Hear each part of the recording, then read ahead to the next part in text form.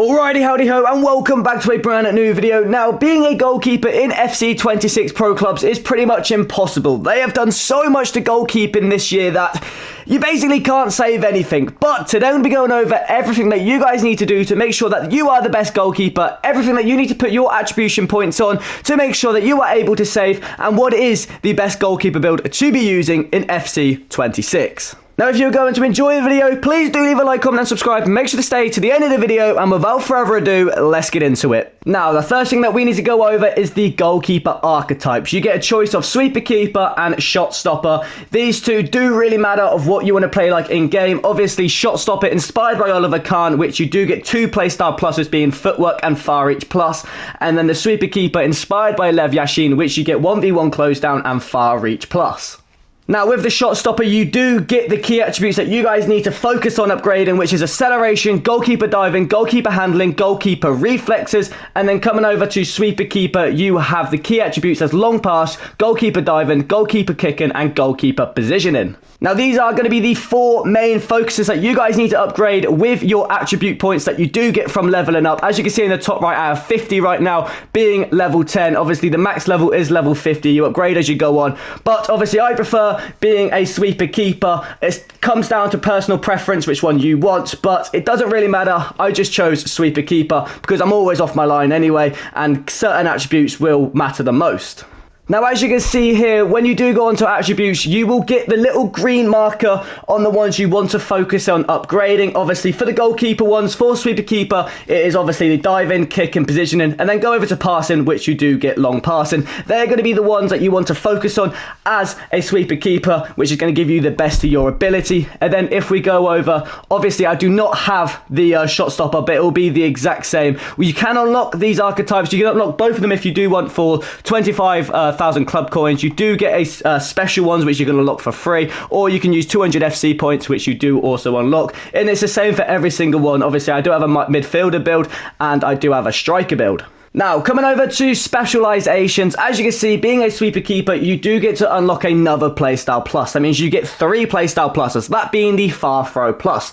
Now, looking at the bottom center of your screen, you can see unlock criteria. You need to get your vision to 90, goalkeeper diving to 92, and your goalkeeper kicking to 90. Now, focus on that being a sweeper keeper. Once you get all of those to the ratings you need to, you will unlock the far throw plus, which means you get an extra playstyle plus, which is very, very cool, something that we've never seen before.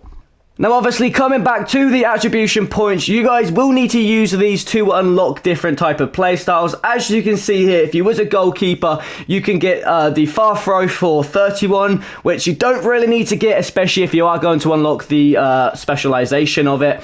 But coming more into the goalkeeper ones, they are different attribution points. As you can see, the better they are, the more expensive they get. Obviously, footwork, which is going to be very, very important. This FIFA is 152, cross claimer being 90, and then deflector being 38, which I honestly will get because I think deflector is a very, very good play style to have, and obviously it pushes up your strength, goalkeeper diving, and reflexes up a lot. And as you can see, it did say everything will upgrade by 10, so that is going to be a lot. You do want to get the play styles as you level up. Obviously, as you can see, level 20, level 40 is when you unlock all the play styles, and now I have 3 goalkeeper play styles, which is very, very important. Now, going back on to what I said earlier in the video with the goalkeeper being very, very hard, and there are so many reasons why being a goalkeeper in FC 26 is 10 times harder than any other times in other games, especially like FC 25 or FC 24. Goalkeeping has changed so much. Now, one thing I recommend do not do if you are a goalkeeper in this game is try and dive early and predict the striker. Obviously, if you are very, very confident and you know where he's going, then yeah, dive early, go that way. But if you aren't confident and you think he's going to go near post or far post, just wait till he shoots, because in this FIFA, if you dive early, your goalkeeper dives, and if he goes the opposite way, you have a 0% chance of saving it. Obviously, in FC 25, if you dived early, your goalkeeper never really went down. He just kind of sidestepped very, very shortly, and then if he did go the opposite way, you have a 10 times more chance of saving it. But in this FIFA, the side steps are gradually a lot more further on. If you do flick, obviously as a goalkeeper, you flick your joystick once to dive.